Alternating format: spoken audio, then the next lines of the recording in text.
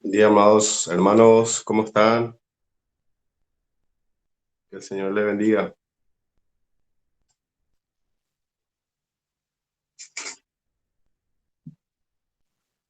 ¿Todo bien, Francis? Espectacular. Ya es las 5 en punto. Puntualmente se conectaron. Buen día, Felicitaciones. Ahí, Paloma, Meli, Sebastián seguro está por ahí también. sí, ya enseguida viene. Estamos andemos, hija. Sí, tú estamos. Hoy nos costó un poco más. Seguro, hermano. Seguro. A mí también. Me costó bastante levantarme, pero le hice un mate para despertarme. Sí. Entonces, por la gracia de Dios, pudimos levantarnos y ¿Tu mamá? entonces, Hermanos, buen día. ¿cómo estás, Bendición, Sebastián? hermano. Bendiciones. Dios te Amén, amén. bendiga. A ver, yo preparo ahí, miren. Ay, mija. Ahí se unió también Luisito.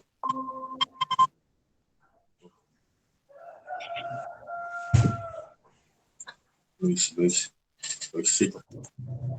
Y bueno, son las 5:01. Vamos a empezar, hermano, con la gracia del Señor y su fuerza. Pudimos ahí estar despiertos.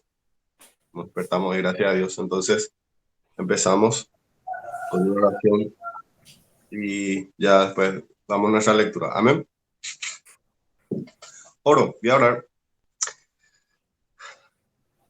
Padre Celestial, en esta mañana te doy tantas gracias por tu grande amor y misericordia, porque hoy permitiste que nos levantemos de nuestras camas, que nos has dado un techo, un lugar, un abrigo, Señor, un hogar para estar, Señor. Gracias, gracias por tantas bondades y porque podemos levantarnos sanos, Señor, a escuchar tu palabra. Eres tan bueno con nosotros y con tu iglesia. Te rogamos que puedas abrir nuestro entendimiento, nuestra comprensión de las escrituras y que podamos meditar en las escrituras de manera a poder llevar mucho fruto, santificarnos, santificar a los demás, a nuestros hermanos y llevar mucho fruto, predicando el evangelio, haciendo buenas obras, Señor. Ayúdanos a hacer esas obras que tú has hecho estando aquí sobre la tierra. Dale entendimiento a mis hermanos, ayúdame a mí, que te necesito, Señor. Ayúdanos en esta hora y gracias por tu iglesia preciosa, esta iglesia local que tenemos. Es una gran bendición, Señor, saber que podemos estar unidos, Señor, a una iglesia local y recibir tu palabra y recibir edificación de los hermanos, Señor, de nuestros líderes, Señor. Oramos en esta mañana y te damos gracias en el nombre de Jesús. Amén y amén. Amén, hermanos. Vamos a comenzar aquí. Comenzamos entonces. Estamos en Génesis 6 ya. Pasamos muy rápido el capítulo y les leo entonces Génesis 6.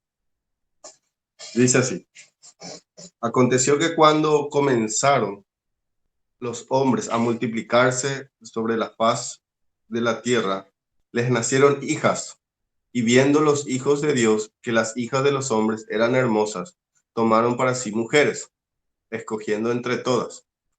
Y dijo Jehová: no contenderá mi espíritu con el hombre para siempre, porque ciertamente él es carne, mas serán sus días 120 años. Había gigantes en la tierra en aquellos días, y también después que se llegaron los hijos de Dios a las hijas de los hombres, y les engendraron hijos.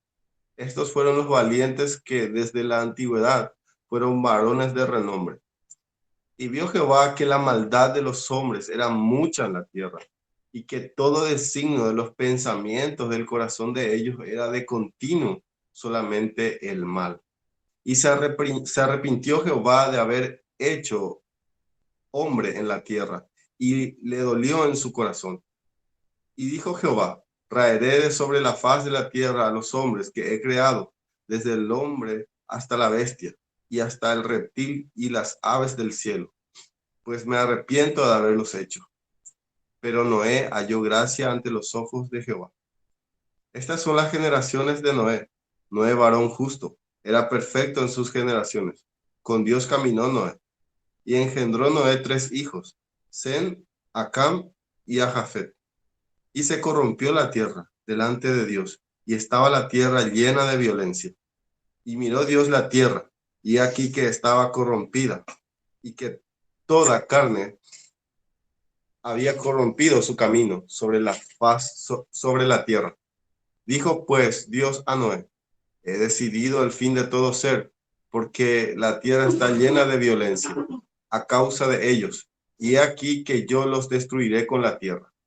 Hazte un arca de madera de gofer, harás aposentos en el arca, y la calafatearás con brea por dentro y por fuera. Y de esta manera la harás: de 300 codos la longitud del arca, y de 50 codos su anchura, y de 30 codos su altura. Una ventana harás al arca, y la acabarás a 1 codo de elevación por la parte de arriba. Y pondrás la puerta del arca a su lado, y le harás piso bajo, segundo y tercero. Y he aquí que yo traigo un diluvio de agua sobre la tierra, para destruir toda carne en que haya espíritu de vida debajo del cielo, y todo lo que hay en la tierra morirá. Mas estableceré mi pacto contigo, y entrarás en él, y entrarás en el arca, tú, tus hijos y tu mujer, y las mujeres de tus hijos contigo, y de todo lo que vive, de toda carne, 2 de cada especie meterás en el arca, para que tenga vida contigo, macho y hembra serán. De las aves según su especie, y de las bestias según su especie, y de todo reptil de la tierra según su especie, 2 de cada especie entrarán contigo, para que tengan vida. Y toma contigo de todo alimento que se come, y almacénalo, y servirás de sustento para ti y para ellos. Y lo hizo así Noé. Hizo conforme a todo lo que Dios le mandó. Capítulo 6. Es interesante, hermano, que en este capítulo nuevamente vemos la santidad de Dios. Vemos su santidad reflejada en lo que Él hace, ¿verdad? A medida que Génesis va desarrollándose, se va revelando el carácter de Dios, ¿verdad? Se va revelando cada vez más el carácter de Dios, y vemos acá que Dios no va a dejar de balde el pecado, que Dios es un Dios que no deja de balde el pecado, que Dios, por ser un Dios justo, hermanos, Él debe castigar el pecado, debe traer las consecuencias del pecado.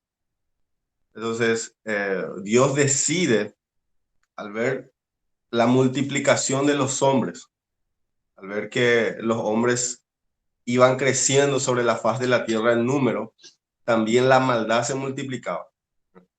Y vemos algo interesante en el capítulo, y dice que todo pensamiento, ¿verdad? Y que todo designio de los pensamientos del corazón de ellos era continuo solamente el mal. O sea, Dios mira el corazón de cada hombre, y se cumple lo que dice en Salmo, ¿verdad? Respecto a todos los hombres, que miró Dios, dice, desde los cielos, para buscar a un justo, a ver si alguien le buscase, dice, y no halló ninguno, no, nadie busca a Dios. Romanos, este versículo también encaja perfectamente con Romanos, ¿verdad? Que todos nos desviamos, todos nos hicimos inútiles, todos fuimos destituidos de la gloria de Dios, quedamos fuera, quedamos corto a su justicia. Y el estado del hombre antidiluviano, o sea, antes del diluvio, es la misma, hermanos, que hoy. Hoy nosotros merecemos un diluvio universal. La humanidad merece un diluvio universal. Hoy, si Dios va a traer juicio, si Dios va a desplegar su justicia como debe hacerlo, Dios debe traer un diluvio universal. Pero, hermanos, como vimos en los capítulos pasados, tanto en el capítulo 4, como Dios tiene una gracia común sobre la sociedad y sobre los seres humanos. Dios es un Dios misericordioso, paciente, y Dios tiene un carácter, hermanos, que se llama longanimidad. La longanimidad es citada en Romanos. Pablo la cita y dice que no sabes que por su longanimidad, por medio de su longanimidad, Él te está guiando al arrepentimiento, te está diciendo que te arrepientas. ¿Y qué es la longanimidad? La longanimidad es la capacidad del Señor de soportar el mal hasta cierto tiempo. Bueno, Dios puede soportar el pecado. Imagínense, hermanos, como una vez dije, Dios es omnisciente, Dios ve todas las cosas. Eso vimos en el capítulo 4, cómo Dios pudo observar y delante de él, Caín mata a su hermano y nada se ocultó a Dios. Imagínense Dios viendo las atrocidades todos los días, hermano. Las atrocidades de los hombres todos los días en todo el mundo, como haciéndose delante de él. Él observando, viendo, escudriñando el corazón de cada ser humano, cada momento, en todo lugar, y las atrocidades que se hacen. Nosotros vemos el noticiero y nos deprimimos, yo a lo menos, ¿verdad? Yo si abro noticiero, busco noticias, me da a deprimir, hermano, porque tantas malas noticias, violación, muerte, secuestro, que se le violó a una niña de 3 años, se le mató, se le tiró en un río. Hermanos, es terrible, terrible es. Hoy la humanidad merece un diluvio universal. Pero, hermanos, vemos también el pacto del Señor. ¿Por qué Dios ya no destruye a los seres humanos? Nosotros merecemos el infierno, merecemos el castigo, porque, como decía también en el capítulo pasado, Caín no vio la gravedad de su pecado. Lo que pudo ver es la gravedad de su castigo, ¿verdad? Grande ese castigo para ser soportado, exclamaba él. Así también este capítulo, hermano, nos refleja la santidad de Dios, pero también en su juicio, Él trae misericordia. Él trae misericordia. Entonces, dice en el versículo 1, aconteció que cuando comenzaron los hombres a multiplicarse, yo creo que tengan en mente este es el punto central del pasaje, la santidad y la misericordia de Dios, ¿verdad? En medio de una generación perversa. Que fue la gente antes del diluvio y que es también hoy también los seres humanos, como repito, merecemos un diluvio universal. Entonces, eso tengan en cuenta, que Dios, en el capítulo, que Dios a la par que trae juicio, Él trae misericordia, ¿verdad? Dios despliega su misericordia. Y ese patrón vamos a ver en todo el Antiguo Testamento. Si ustedes se fijan y si ustedes ya leyeron gran parte del Antiguo Testamento, van a recordar que cada vez que Dios trae un juicio, trae también misericordia a un grupo, a un remanente. Lo hizo con el diluvio, después vemos un juicio, Sodoma y Gomorra, ¿verdad? Dios destruye Sodoma, pero se apiada de Lot. Vemos también ahí, Dios trae el diluvio, pero no haya gracia delante de Dios. Vemos también en el Éxodo mismo, ¿verdad? Dios mata a todos los primogénitos, pero por gracia, hermano, por gracia, Dios no mata a los primogénitos israelitas, porque ellos eran tan idólatras, hermanos, como los egipcios. Dios trae juicio a los egipcios porque ellos merecen el juicio de Dios, ¿verdad? Merecen por la dureza y por sus pecados, ¿verdad? Sin embargo, a los israelitas Dios le da un sistema de sacrificio, ¿verdad? Que representa a Cristo, que es el Cordero de la Pascua, y pasa por alto el pecado y el juicio y pasa por alto y ve la sangre, dice, pasaré por vuestras puertas y si veo la sangre, pasará de largo el destructor, ¿verdad? El que iba matando a los primogénitos. Entonces Dios a la par trae juicio en Egipto y trae misericordia al pueblo y le saca, porque recuerden hermano que después Moisés en Deuteronomio dice, aquí, no, es que porque ustedes son más justos que las naciones van a entrar en la tierra prometida. Ustedes son tan malos, ustedes son duros de servir, duros de corazón. Pueblo loco e ignorante le llama Moisés a los israelitas en el desierto. Lean Deuteronomio 32, hermano. Van a ver que los israelitas no eran la última Coca-Cola del desierto, no eran buenos.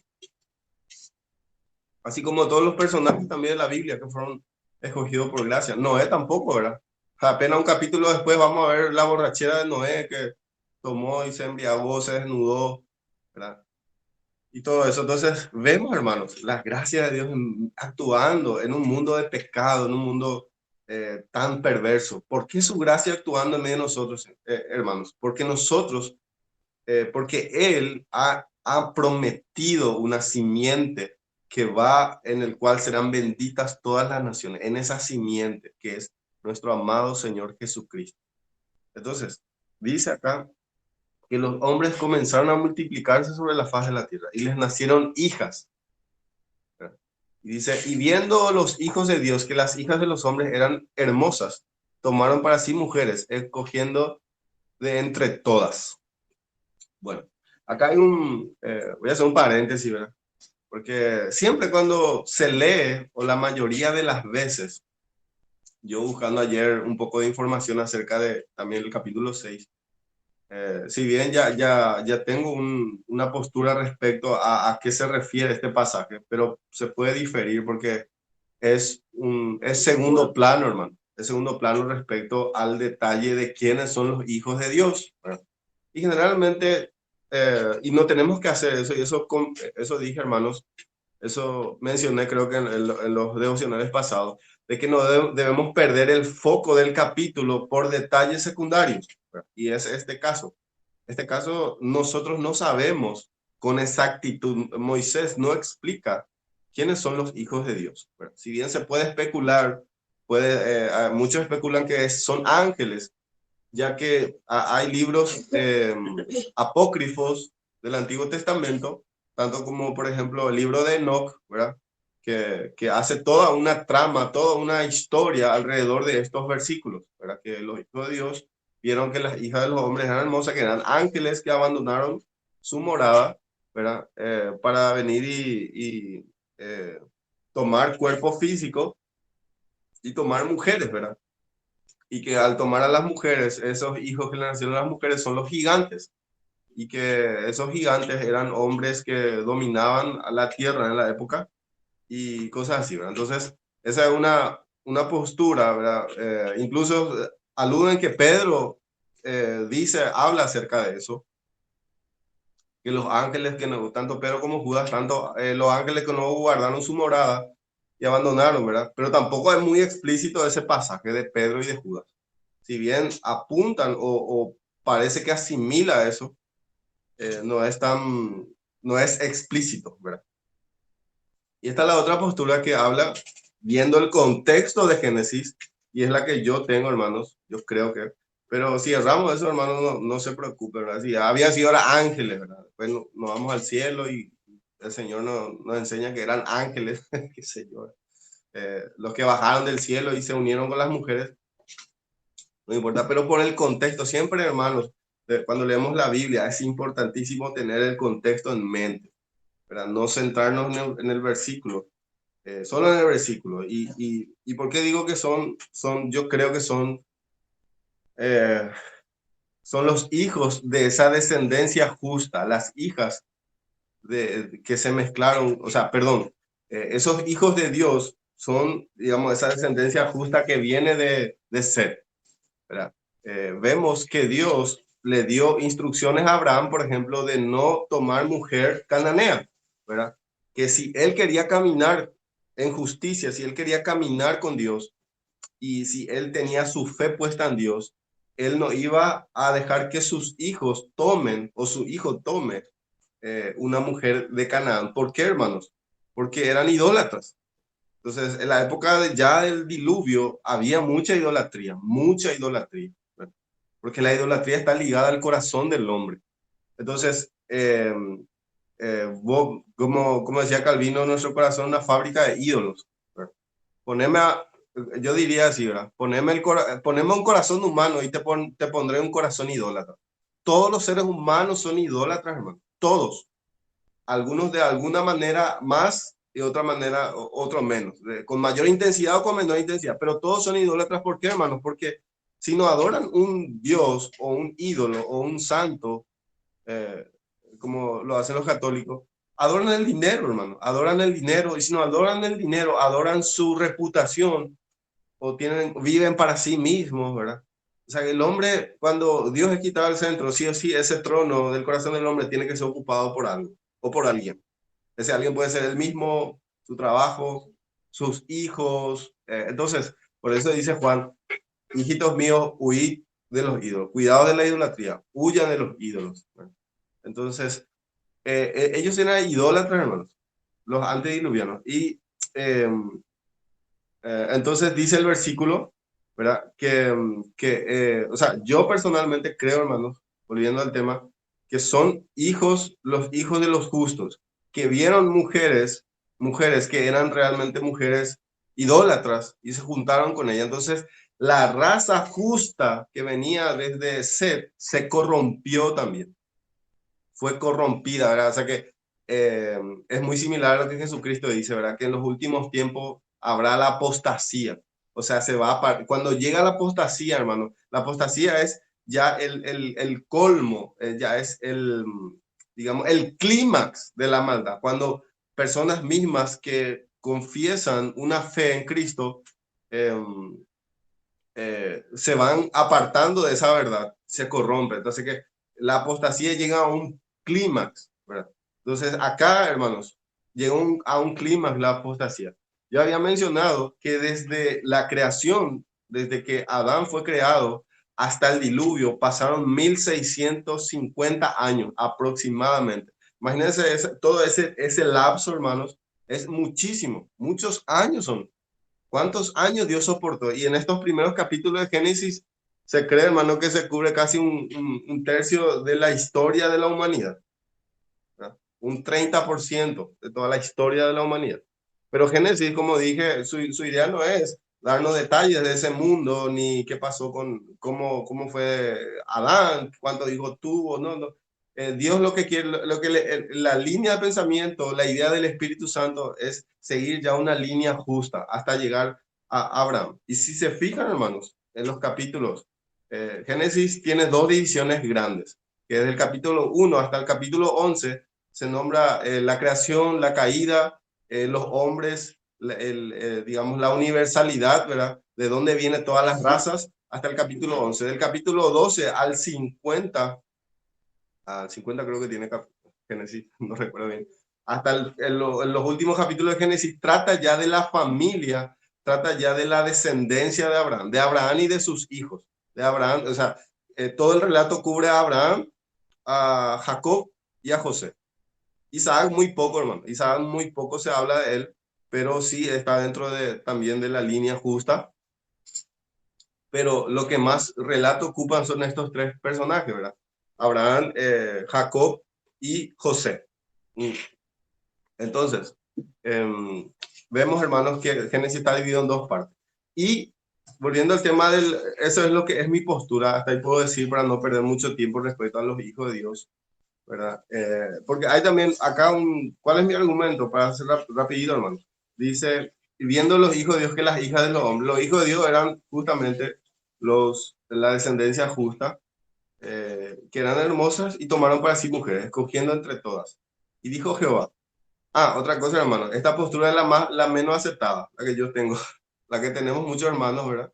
Yo tenía la otra postura, confieso, ¿verdad? Pero viendo el texto así, me parece, hermano, viendo el contexto que se refiere a la línea justa, que se mezclaron con mujeres paganas y se vino la apostasía en su máxima expresión. Y claro, en ese contexto había poderosos, había personas muy poderosas sobre la tierra, ¿verdad?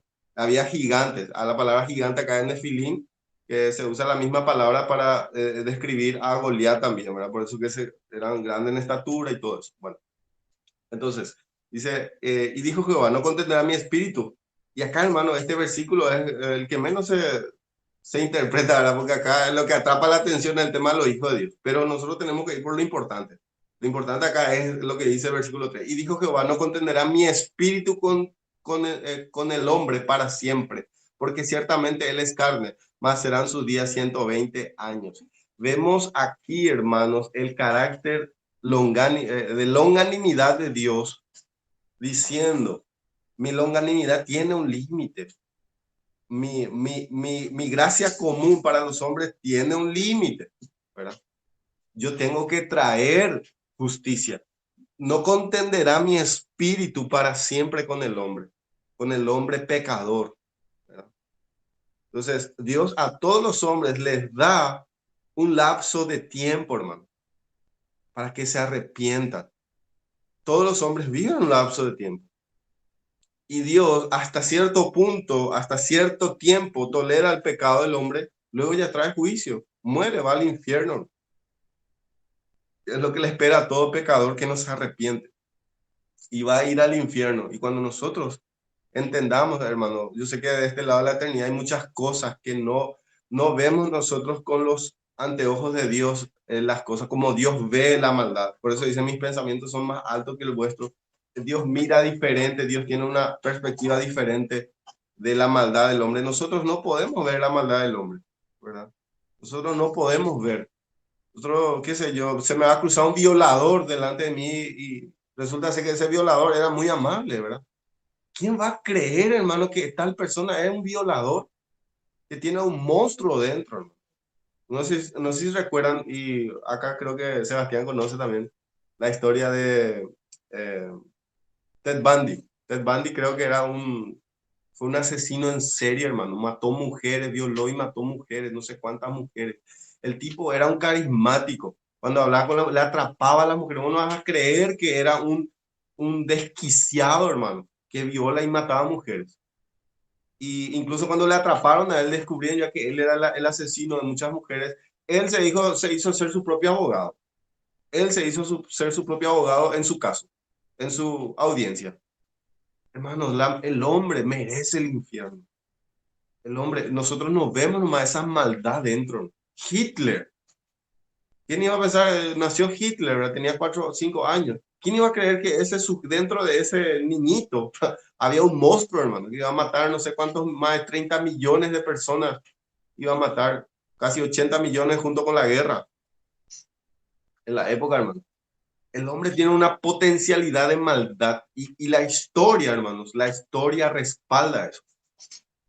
Entonces, Jehová dice, yo no voy a soportar mucho tiempo. 120 años le doy el plazo de misericordia. Y, y vemos acá, hermanos, también dice el versículo, y había gigantes en la tierra en aquellos días. Y también después que después que se llegaron los hijos de Dios a las hijas de los hombres. Fíjense, hermano, que dice, y también, por eso descarto ese tema de los gigantes, ¿verdad? Porque dice, y también, nombra que había gigantes, pero también después de que se llegaron los hijos de Dios a las hijas de los hombres, dice, y les generaron hijos. O sea que un factor de maldad eran los gigantes, aquellos tiranos de la época, ¿verdad? Se cree que también gigantes acá se ven poderosos, gobernantes poderosos, ¿verdad? Y también digamos, la unión que Dios no aprobaba, la unión desigual de los justos con las mujeres idólatras de los hombres. Entonces, eso hizo que se sumara la maldad y Dios determinara, dice, y vio Jehová que la maldad de los hombres era mucha en la tierra. Y vio Jehová, hermano, Dios viendo cada maldad de los hombres, cada cosa que se hacía, hermano. Entonces, y eso le llenó al Señor de dolor. Y que todo designio de los pensamientos del corazón de ellos era de continuo solamente el mal. Ellos se despertaban pensando el mal, pensando cómo engañar a su prójimo, cómo hacer, cómo asesinar, cómo todo tipo de maldad, hermanos. Así también yo creo, hermano, que esto se cumple hoy. Todos los hombres lleno de maldad. Si trabajan, si estudian para una profesión, estudian para qué, para ganar más dinero, ¿verdad? Para poder estar bien, no por servir a su sociedad. Hay tantos pensamientos de los hombres, hermanos, que a Dios le repugna, es repugnante. Pero ¿por qué hoy Dios nos trae un diluvio? Porque Dios tiene una promesa. Dios es paciente para con muchos. Y es paciente porque Dios no va a permitir que ni una sola oveja se pierda, ¿verdad? Y cuando el último ciudadano del reino de los cielos se convierta, hermano, el último, ¿verdad? Hay muchos tal vez que todavía no nacieron, que van a nacer, que son parte ya, que son escogidos de Dios, electos de Dios, que van a nacer y van a convertirse hasta que llegue, hermanos, el último convertido. Dios va a traer el fin. Dios va a traer destrucción. Cristo va a venir con su gloria. Va a matar al maligno, dice, con el espíritu de su boca, con su palabra. Entonces, vemos acá la paciencia de Dios. Dice todo. Y por eso, hermanos, que nosotros debemos cuidar nuestros pensamientos. Nosotros no estamos fuera de esto, hermanos. No por ser cristianos, ya nuestros pensamientos son todos pensamientos bíblicos. Y nosotros vivimos en un cuerpo de carne, vivimos en este cuerpo que pertenece a la cabeza federal, que es Adán, este cuerpo, ¿verdad? Como dice Pablo, cuerpo de muerte. Pero nuestro espíritu ya ha sido renovado. Entonces, nosotros luchamos contra el pecado, luchamos contra pensamientos. Acá está, hermano, en la mente está el campo de batalla en contra del pecado. Como hablé y vimos claramente en los capítulos pasados, tanto en el capítulo 3 como el 4, cómo el pecado está a la puerta siempre. Siempre está ahí el pecado, hermano. Hasta que nosotros muramos, siempre va a estar el deseo de pecar. Pero ¿cuál es la diferencia entre una persona que no conoce a Dios y un cristiano regenerado? Es que el cristiano ha sido librado del poder del pecado, del poder para condenar al cristiano. El pecado ya no le condena, ¿verdad? Por eso dice Pablo, gracias doy a Jesucristo, ¿verdad? Por Jesucristo que me ha librado de este cuerpo de muerte. Entonces, pero quiere dominarle. El pecado quiere dominar al cristiano, quiere dominar y muchas veces logra dominar por un tiempo. Y eso es lo que nosotros debemos cuidar, hermanos, del engaño. Por eso Pablo da la advertencia y dice que ya no sirvan al pecado, ¿verdad? Entonces, sí, acá mi esposa está conmigo, está compartiendo también. Justo Nora acá me dice, ¿verdad? Que el salmista ora por eso, que ningún pecado se enseñoree de mí, dice. Salmos, ahí yo tengo ese salmo. Mira un poco, amor, está por la yo anoté ese salmo. Que ningún pecado se enseñoree de mí. Salmo 119, 133 dice que ningún pecado se enseñoree de mí. Entonces, vemos acá, hermanos, que Dios puede ver el pensamiento tan claramente, aún más claro que vos mismos, hermano, que ustedes, que todos nosotros. Dios ve tan claro. Es como que Dios ve en 3K HD full, en pantalla perfecta, ¿verdad? En alta definición ve nuestro pensamiento el Señor. No es lo en una tele, en alta definición, con todos los detalles.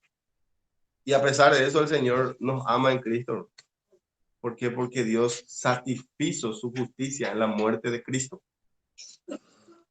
Y dice, se arrepintió Jehová de haber hecho hombre en la tierra y le dolió en su corazón. Y obviamente acá este arrepentimiento es un lenguaje antropomórfico. ¿Con qué se come eso, verdad? Antropomórfico. La palabra antropo es hombre o personas que ser humano, ¿verdad? Antropomórfico es forma. O sea, habla en una forma humana. Habla con un lenguaje humano para que la audiencia pueda entender que ahí arrepentimiento es tipo dolerse en extremo, dolerse por la maldad, ¿verdad? Porque el arrepentimiento, si bien conlleva dolor, conlleva dolerse por algo que has hecho, ¿verdad? Sin embargo, nuestro arrepentimiento es dolernos por lo que hemos hecho y no volver a hacerlo, ¿verdad? Debería ser así. Ese es el arrepentimiento en cuanto a lo moral. Pero acá este arrepentimiento no es algo moral, no es que Dios, ay, me equivoqué por haber creado al hombre. Porque si era así, Dios tenía que haber barrido a todo el mundo y nunca más crear nada, ¿verdad? Pero Dios no hace eso porque él pues es perfecto, Él sabe. Él creó al hombre sabiendo que iba a caer, ¿verdad? Eh, entonces, incluso Él decreta la caída del hombre. Ustedes sabían eso, hermano. Él decretó la caída, ¿verdad? Decretó la caída porque también decretó una salvación eterna que es el Cristo Jesús. Entonces, Dios, en ese sentido, ¿verdad? El Señor ve nuestros pensamientos, sabe, conoce y dice, se arrepintió Jehová. No, no es un arrepentimiento moral, sino es de dolerse. Y dice, y justamente, y le dolió en su corazón, dice. ¿Verdad? Y dijo Jehová, raeré sobre la faz de la tierra a los hombres que he creado, desde el hombre hasta la bestia, y hasta el reptil y las aves del cielo, pues me arrepiento de haberlos hecho, dice. Me arrepiento de haberlos hecho. Entonces, para que la audiencia entienda que Dios es un Dios que realmente ve la maldad y examina la maldad, ¿verdad? Y siente la maldad como nosotros sentimos cuando nuestros hijos hacen algo malo, hermano, nos mienten, nosotros nos duele en el corazón, sentimos, ¿verdad? Y Dios acá como un padre creador siente haber hecho al hombre, ¿verdad? Pero su promesa se mantiene. Por eso es que dice, pero, y, y este pero, cuando la Biblia dice pero, tiene que fijarse en el texto, pero, o sea, todo era, toda esa maldad, ¿verdad? Toda esa mala noticia, pero Dios, pero Noé halló gracia de los ojos de Dios, halló gracia, o sea que Noé también, si era por la justicia perfecta de Dios, Noé tendría que haber muerto en el diluvio, pero él por gracia fue electo, por gracia, por la promesa de la simiente, que la simiente está ahí la promesa, ante los ojos de Dios. Y ahí comienza, estas son las generaciones de Noé. Otro subtítulo, ¿se recuerdan del subtítulo, verdad? Estas son los orígenes de los cielos y la tierra, pues estas son las generaciones de Adán. Ahora, estas son las generaciones de Noé. Otro subtítulo, ahora va a comenzar la historia de Noé, de su descendencia, la historia de su descendencia, y junto con el diluvio, ¿verdad? Y dice, y engendró Noé 3 hijos, Sem, Cam y Jafet, a los 400 años, si no me equivoco, ¿verdad? 500 años. A los 500 años le engendra Noé a sus 3 hijos, y dice, y se corrompió la tierra delante de Dios, y estaba la tierra llena de violencia. Acá ya vemos ese, Dios primero mira el corazón y dice, todo pensamiento estaba corrompido. Dios lee el corazón nomás para hacer su designio. Él designó destruir a todos los seres humanos viendo el corazón nomás. Y eso es lo que Dios va a hacer, va a sacar en el día de juicio el corazón del hombre. Va a estar ahí a la luz en tres, como te dice, en pantalla alta definición va a estar definida el corazón del hombre, se va a ver el corazón del hombre en el juicio final. Por eso, hermanos, que nosotros con confianza vamos a acercarnos en el juicio, porque Cristo, nos vamos a tener a Cristo representándonos, ¿verdad? No seremos avergonzados en el día final. Entonces, pero estos hombres, hermanos, dice que Dios vio el pensamiento de ellos y acá se materializa, ¿verdad? Se corrompió la tierra delante de Jehová, delante de Dios, y estaba la tierra llena de violencia. Y miró Dios la tierra, y aquí que estaba corrompida. ¿Por qué? Porque toda carne se había corrompido su camino sobre la tierra. Después dice, dijo pues Dios a Noé, o sea, todo hombre, ese pensamiento perverso que tenían, lo materializaron. El mismo esquema, el mismo patrón, ¿verdad? De Caín, que pensó matar a su hermano, premeditó matar a su hermano y lo materializó diciéndole, salgamos al campo, ¿verdad? Un pecado premeditado. Así también estos hombres, hermanos, eran hombres que meditaban en la maldad para hacer maldad. Creo que en Proverbio, en Salmo, dice que el impío, dice, siempre está maquinando maldad cuando duerme, antes de dormir. Ves que, hermano, nosotros cuando vamos a dormir, ¿verdad? Se pasan muchos pensamientos en nuestra cabeza antes de dormir. Pensábamos y después dormimos, ¿verdad? Bueno, el impío dice que usa ese momento para maquinar cómo va a hacer, cómo va a engañar a su prójimo, cómo va, pensamientos adúlteros, pensamientos inmorales, ¿verdad? Todo el tiempo ahí, antes de dormir, hermano. ¿Cómo hacer para poder adulterar, para poder hacer como dicen, para poder hacer su infidelidad, maquinando. Está ahí todo el tiempo. Después eso sale a luz. O qué sé yo, cualquier maldad, ¿no? Cualquier maldad. ¿Verdad? O el pensamiento que persiste, ¿cómo voy a hacer dinero? ¿Cómo me voy a hacer rico? Y persigue la riqueza. ¿Cómo puedo hacer que mi empresa prospere? Y todo el tiempo, hermano, eso en tu pensamiento, afanado en las cosas del mundo, ¿verdad? No hay Dios en sus pensamientos, dice. No significa que esa persona es atea, sino que el pensamiento de esa persona está llena de las cosas de este mundo, ¿verdad? Corrompidos sus pensamientos. Y dice, y acá se materializa lo que ellos llevaban en sus pensamientos. Toda carne se ha corrompido, porque toda carne en su camino, a cada camino estilo de vida, en su estilo de vida los hombres se corrompieron, ¿verdad? Sobre la tierra. Dijo pues Dios a Noé, he aquí, he decidido el fin de todo ser. Y ahí le comunica a Noé lo que va a hacer. He decidido el fin de todo ser. ¿Por qué? Porque la tierra está llena de violencia a causa de ellos. ¿De quién? Ellos, de los hombres. Y aquí que yo los destruiré con la tierra. Y ahí vemos la gracia. Hazte un arca de madera de gofer, harás aposentos en el arca y la calafatearás con brea por dentro y por fuera, ¿verdad? Y de esta manera la harás. Y ahí él le explica a Dios que se cree, hermano, que estas medidas son la medida de un campo de fútbol reglamentario. Era la medida del arca, ¿verdad? La altura habrá tenido como un edificio de 4 pisos aproximadamente, 3 a 4 pisos. Entonces, para que tengan idea.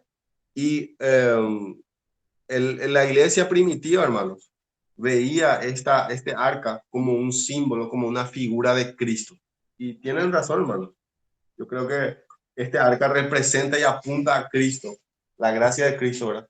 Porque la palabra arca en el original es una caja cuadrada. Y si vamos a ser estrictos, si vamos a ser literales, ¿verdad? En lo que dice esta palabra, el arca era como una caja cuadrada que flotaba en medio del agua. No tenía una popa, o sea, punta así, ¿verdad? No tenía timón, ¿verdad?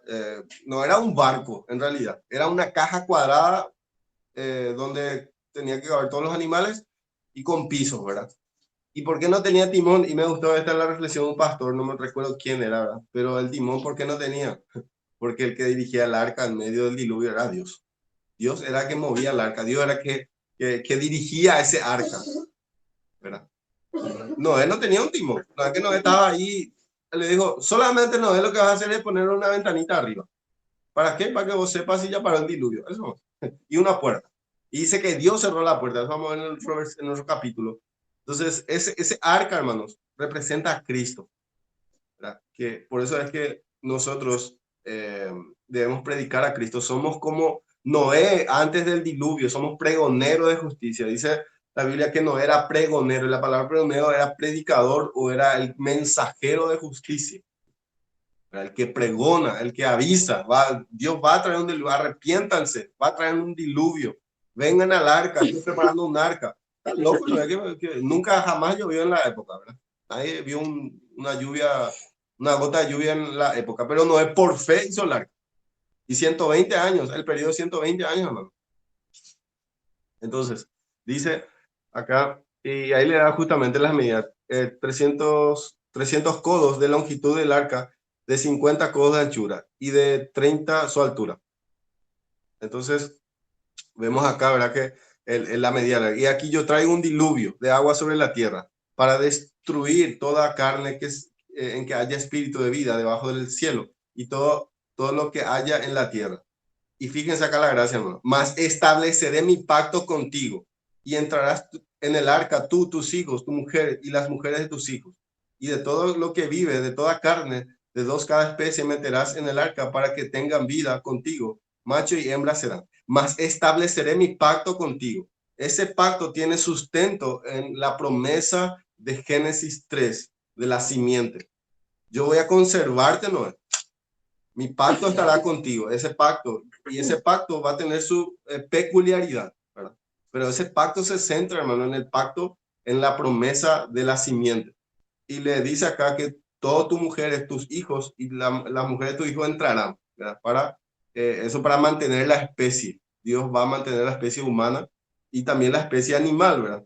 Entonces, acá los detalles también de cómo Noé metió todos los animales, ¿será que metió a los dinosaurios? Bueno, todo lo que Dios creó, él metió, ¿verdad? Claro, menos los animales acuáticos, obviamente, y algunos insectos que pueden sobrevivir sobre la faz de la tierra igual en medio de un diluvio, ¿verdad? Había animales. Y también interesante, hermano, que Moisés, perdón, Noé metió, dice acá, de aves según su especie, de todas las bestias según su especie. O sea, animales silvestres, de todo reptil de la tierra según su especie. 2 de cada especie entrarán contigo para que tengan vida. Todos los animales impuros, animales silvestres, solamente una pareja. Después dice, y toma contigo todo alimento que se come, y almacénalo y servirá de su sustento para ti y para ellos. Y lo hizo así Noé, hizo conforme a todo lo que Dios le mandó. Sabemos, hermanos, que Noé acá exterioriza su fe creyendo en la palabra de Dios, que Dios va a traer un diluvio, creyéndole a Dios que realmente los hombres son malos. Por eso él pregonaba, ¿verdad? Era pregonero de justicia porque había injusticia justamente. Había injusticia. Y así, hermanos, nosotros cuando predicamos el evangelio, y acá un tip, hermanos, interesante, vamos a sacar del capítulo. Cuando nosotros predicamos el evangelio, tenemos que orarle a Dios, pedirle que nos dé la sabiduría para utilizar la ley de Dios y poner en descubierto la culpabilidad del hombre. Si nosotros, hermanos, queremos predicar el evangelio y no ponemos al descubierto la culpabilidad del hombre, ese oyente que nos escucha no va a ver el evangelio. No va a ver, porque si yo le digo, sabes que mi amigo, Dios quiere salvarte, Jesucristo vino para salvarte. Bueno, ok, tal vez no me va a decir de palabra, pero ¿de qué es lo que Dios me va a salvar? Si yo soy monaguillo en mi iglesia, si yo soy buen padre, si yo, Jesús, qué lindo, ¿verdad? Qué lindo mensaje. Muy bueno, cierto lo que dice Jesús. Tipo, asentando y no, hermanos, nosotros debemos presentar la ley, que todos estamos bajo pecado y mencionar pecados que Dios aborrece. Y eso hacemos con los hermanos de evangelismo siempre. Tratamos y llevamos la ley a los hombres, la mala noticia, y le decimos, ¿sabes qué? Hay una mala noticia. Dios es bueno. ¿Cómo que así Dios es bueno? Sí, Dios es bueno. Esa es la mala noticia. ¿Por qué? Porque tú eres malo. Todos somos malos. ¿Y qué hace Dios, un Dios bueno, con hombres malos? Debe traer justicia. Si Dios es bueno, Dios no puede tolerar la maldad. Y eso es lo que se ha perdido hoy en el evangelismo, hermanos. Y sabemos el tipo de evangelismo que hoy en día se hace, ¿verdad? Dios tiene un gran plan para tu vida, hace esta oración, acéptalo a Dios en tu corazón, a Cristo. Cristo está golpeando las puertas de tu corazón, ábrele. Pobrecito Jesús, está ahí llorando, esperando, ¿verdad? Abrirle, la tiene frío. Hermanos, eso no es el evangelio. El evangelio debe ser precedido por la mala noticia. Y Noé, hermanos, Noé entendía la mala noticia y pregonaba justicia, pregonaba la gracia, pregonaba de que Dios iba a destruir, si en 120 años iba a venir el diluvio. Yo creo que Dios le reveló todo eso a Noé, ¿verdad? Pero los hombres no creyeron. Obviamente nadie entró en el arca, ¿verdad? Solo su familia. Entonces, vemos acá, hermanos, la gracia de Dios en medio del juicio y vemos la santidad de Dios. Nosotros debemos traer la santidad de Dios cuando predicamos el evangelio. ¿Y cómo yo voy a predicar la santidad de Dios si muy poco estudio la santidad de Dios? Tengo que estudiar la santidad de Dios. Tengo que masticar, tengo que meditar. Entonces, la ley sigue vigente, hermanos. ¿Ustedes sabían eso? La ley no, es que la ley fue abrogada. Lo que fue abrogada fue los efectos de la ley para con los justos, los que creen. La ley ya no condena, eso es lo que dice Pablo. La letra mata, la ley te condena, la ley, si vas a, como decía el hermano Gregorio en el estudio, todo el peso de la ley cae sobre el pecador, esa sigue vigente, hermano. Pero a la par está la ley de la gracia. ¿Cuál es la ley de la gracia? Que por fe, por medio de la fe en Cristo podemos ser salvos. Entonces, nosotros, hermanos, debemos enfatizar la maldad de los hombres. Y este versículo, este capítulo, por ejemplo, hermanos, es ideal para evangelismo. Por ejemplo, decir, no, yo en pensamientos buenos, siempre soy una buena persona. Siempre, hermano, siempre, si ustedes se animan, anímense, hermano, a predicar el evangelio a alguien cercano. Y siempre va a sacar sus buenas obras. Siempre te va a decir, no, yo fui monaguillo, yo soy esto.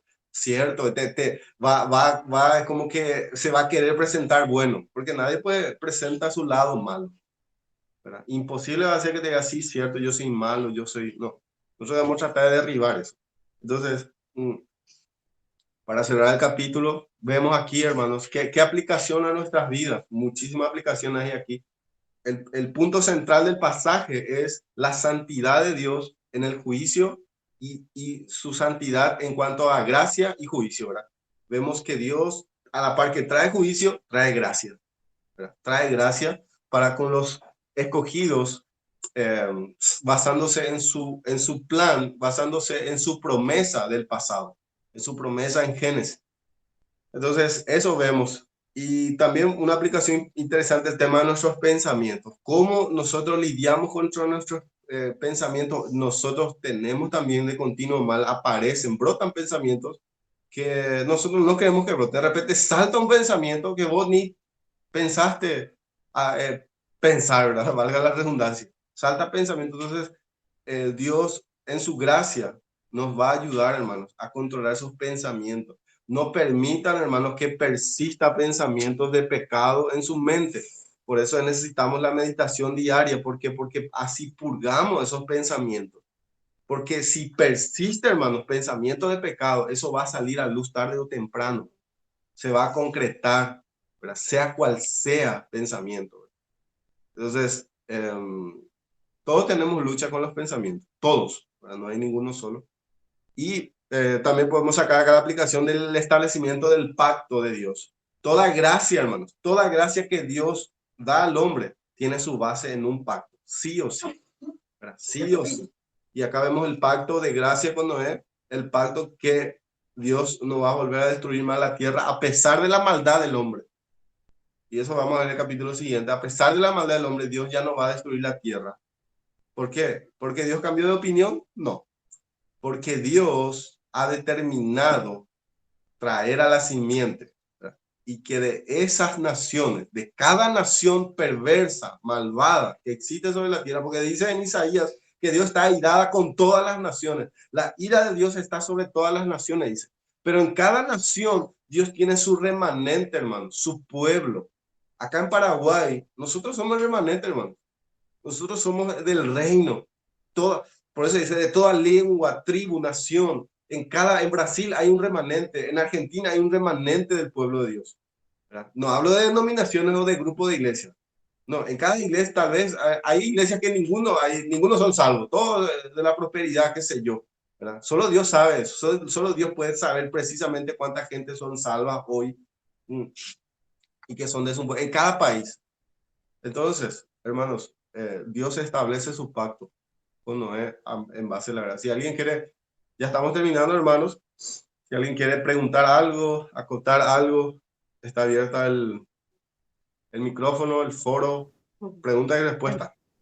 Hola hermano, quería consultarte nomás algo para entender bien el capítulo 3 que Sí, dice, más serán sus días 120 años. Eso él se está refiriendo al lapso de tiempo que el Señor iba a dar de gracia, digamos, para que Noé predique a los hombres. ¿O a qué se refiere ese 120 años? respectivamente, así mismo, Paloma, se refiere al tiempo que Dios da justamente al hombre.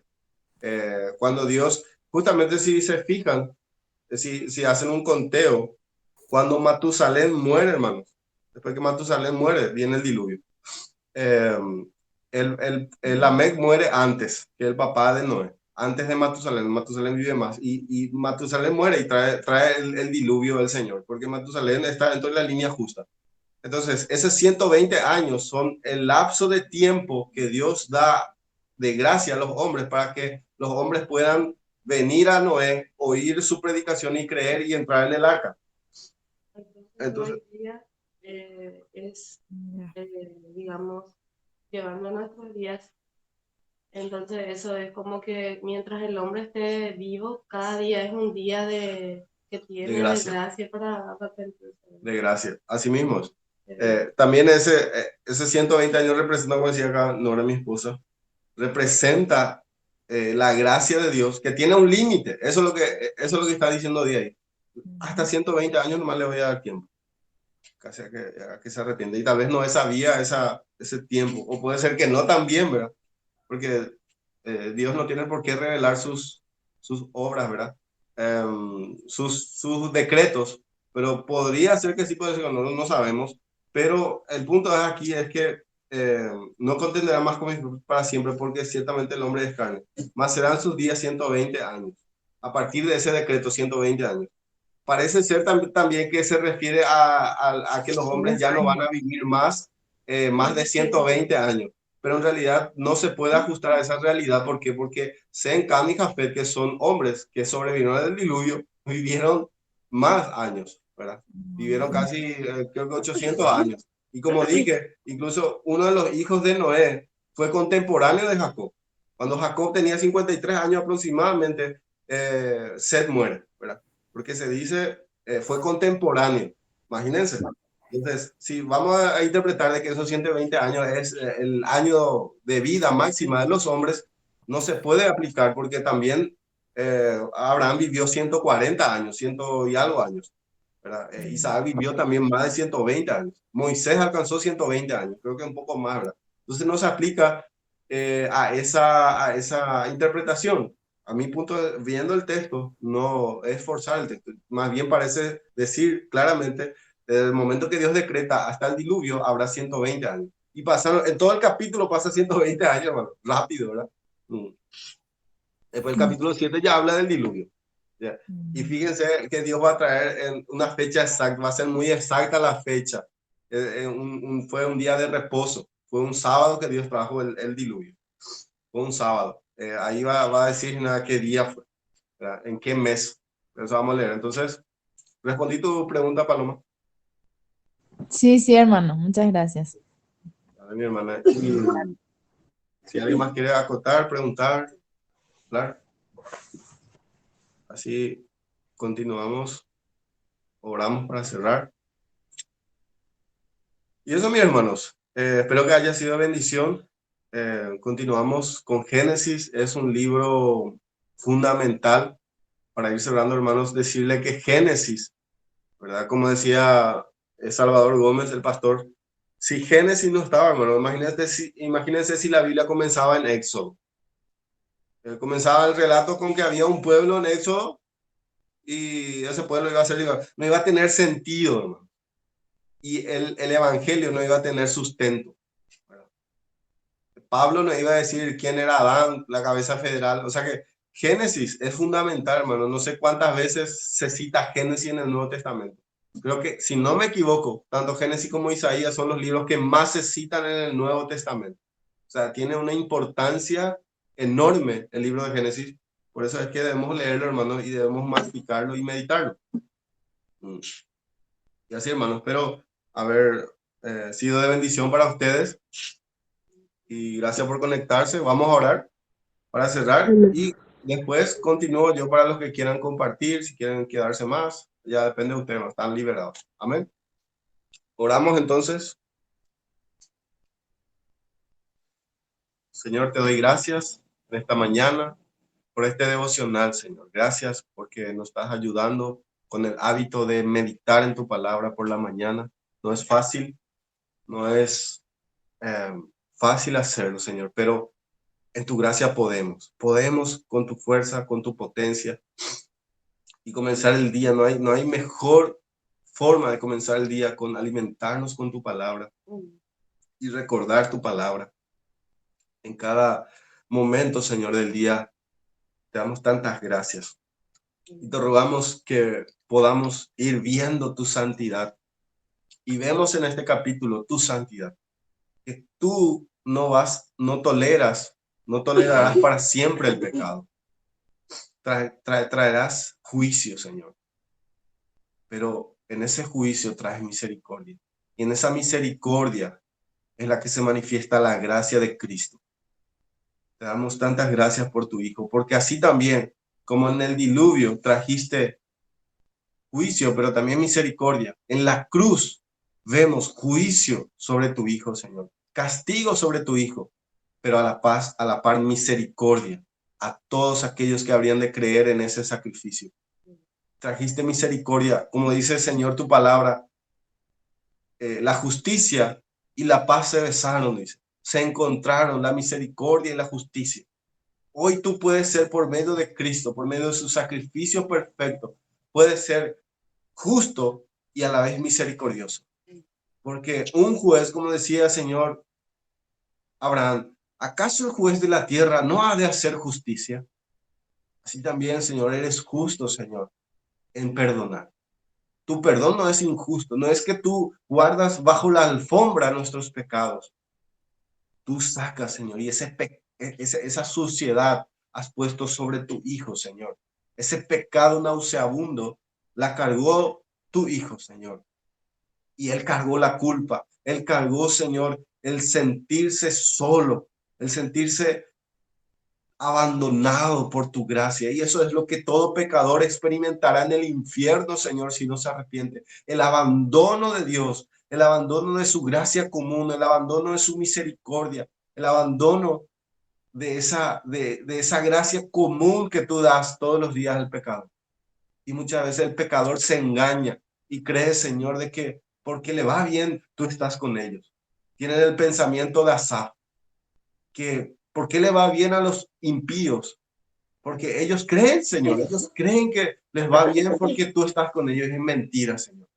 Tú, Señor, no quitas tu mano, das tu mano de misericordia temporal a ellos para que eso le guíe al arrepentimiento. Y ayúdanos, Señor, con el Evangelio, enfocar eso, Señor. Que si hoy le va bien al impío, no es porque Dios se agrada de sus obras, porque Dios ve el corazón, así como tú ves el corazón aquí en Génesis, dice que es de continuo solamente el mal. Tú ves el corazón del hombre y les das ese tiempo para que se arrepienta. Ayúdanos como iglesia a llevar el evangelio, a predicar tu palabra, Señor. Abre la oportunidad, abre las puertas hoy, Señor, para que podamos hablar, Señor, a nuestros vecinos, a nuestras personas que nos rodean, Señor, el evangelio. Ayúdanos, Señor. Danos sabiduría, entendimiento, úsanos. Y te damos gracias por este tiempo de devocional y esta reunión, Señor. Gracias por mis hermanos que se conectaron. En el nombre de Jesús oramos, Señor. Amén y amén. Amén, hermanos. Amén. Que Dios les bendiga. Si quieren que les ayude también en este día. Mucha fuerza. Ahí está Meli. No sé si está Ángela también.